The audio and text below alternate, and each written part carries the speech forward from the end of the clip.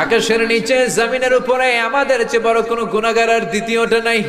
এমন কোনো গুনাহ নাই যে আমরা করি নাই, সগীরা কবিরা, জেনে না জেনে, ইচ্ছায় অনিচ্ছায়, শিরকি বেদাতি, বন্ধুর পাল্লায় পড়ে, শয়তানের ধোঁকায় পড়ে হাজার হাজার গুনাহ করেছি।